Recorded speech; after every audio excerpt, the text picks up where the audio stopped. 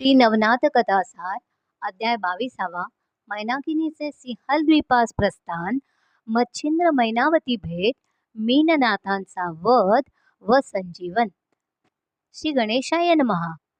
गोरक्षनाथ मच्छिंद्र व मीननाथांना घेऊन गेल्यावर उपरिचर वसू शोकाकुल मैनाकिनीस प्रसादात घेऊन गेले व तिला धीर देत म्हणाले, बायक, धीर धर, सावध हो. तू ज्याबद्दल शोक करत आहेस ते सर्व अशाश्वत आहे हे लक्षात घे. क्षणिक वस्तूंचा मोह धरून काय उपयोग. मच्छिंद्र कामापुरते तुझ्यापाशी आले आणि कार्य संपताच स्वहिताचा विचार करून निघूनही गेले. तेव्हा तुलाही स्वहिताचा विचार करायला हवा. म्हणून तू कोण आहेस, येथे कशी आलीस याचा विचार कर आणि आपल्या पूर्वपदाचा उपयोग घेण्यासाठी माझ्याबरोबर चल. त्यातच तुझे हित आहे. माझे ऐकून तू सिंहलद्वीपास आलीस तर 12 वर्षांनी मच्छिंद्र, गोरक्ष आणि मीननाथांच्या भेटीची तुझी इच्छा मी नक्की पूर्ण करेन असे वचन देतो. ते ऐकून तिला खूप बरे वाटले. मग त्यांच्या सांगण्यावरून तिने दैर्भामा नावाच्या आपल्याच एका कर्तबगार दासीला श्रीराज्याच्या गादीवर बसवले आणि स्वर्गात जाण्यासाठी सर्वांचा निरोप घेतला.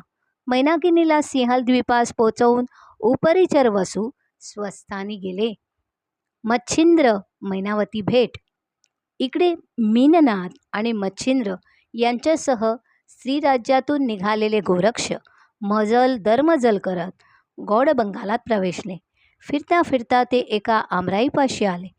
येथेच गोरक्ष व कानिफांची प्रथम भेट झाली होती. त्या पूर्वस्मृती जागा होताच गोरक्षांच्या डोळ्यात अश्रू तरळले. मीननाथांना खांद्यावरून खारी उतरवून त्यांनी त्या पवित्र स्थानास कृतज्ञतेने नमस्कार केला. त्यावेळी त्यांची अवस्था पाहून मच्छिंद्रांनी त्यांना रडण्याचे कारण विचारले. तेव्हा बद्रिकाश्रम सोडल्यापासून गुरुभेटीसाठी व्याकुळ होऊन ते कुठे कुठे भटकले, कोणकोणते क्लेश भोगले आणि त्या ठिकाणी त्यांना मच्छिंद्रांचा ठाव ठिकाणा कसा कळला ते सविस्तर सांगितले. ती हकीकत ऐकून त्यांना गोरक्षांचे खूप कौतुक वाटले. त्यांना प्रेमाने कुरवाळले. मार्गामध्ये गोरक्षांनी त्यांना जालंधर, मैनावती व गोपीचंद यांची कथा सांगितली. ती ऐकून त्यांना इतका राग आला की त्या राजाचा नाश करण्यासाठी गोरक्षांना बरोबर घेऊन त्यांनी सरळ पट्टणाचाच रस्ता धरला.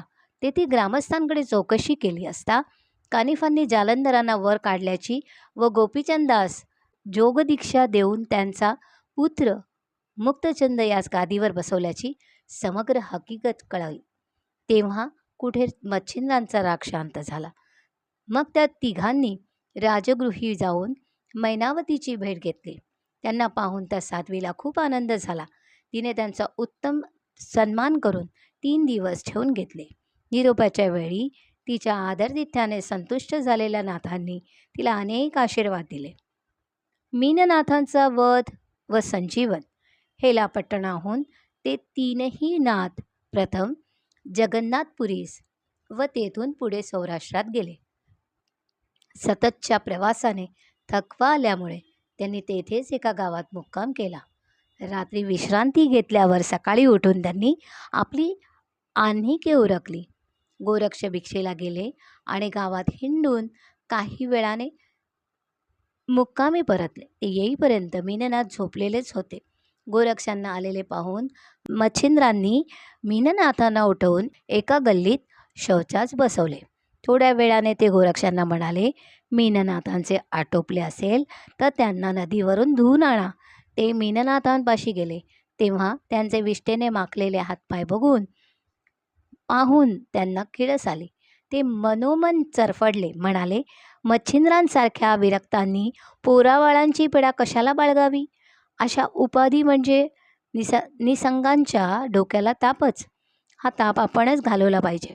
मग त्या रागाच्या आवेशात मीननाथांना घेऊन ते नदीवर गेले आणि गुरूंनी यांना धुवून आणायला सांगितले आहे ना, मग आतून बाहेरून चांगलेच धुवून आणतो असे म्हणून त्यांनी त्यांना खडकावर आपटून ठार केले. त्यांचे कातडे काढून घेतले आणि त्यांची हाडे व मांस प्राण्यांना खायला घालून सरळ मुक्कामी परतले. तेव्हा मच्छिंद्रनाथ गावात गेले होते. गोरक्षांनी मीननाथांचे कातडे उन्हात वाळत घातले. काही वेळाने नाथजी परत आल्यावर त्यांनी मीननाथ कुठे दिसत नाहीत अशी पुच्छा करताच ते म्हणाले, आपल्या आज्ञेनुसार त्यांना स्वच्छ करून बाहेर वाळत घातले आहे. ते ऐकून त्यांना नवल वाटले. त्यांनी बाहेर जाऊन पाहिले तर आपल्या मुलाचे कातडे सुखत घातलेले पाहून त्यांना मोठा धक्काच बसला.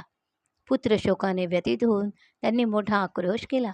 ते पाहून गोरक्ष म्हणाले, गुरुजी, आत्मा अमर आहे ना, मग मीननाथांसाठी इतका शोक कशाला? त्यांच्या देहातील आत्मतत्व अजर अचल आहे, त्याला कशानेही मरण येत नाही. त्या दृष्टीने मीननाथ काल होते व आत्ताही आहेत, तेव्हा स्वतःला आवरा.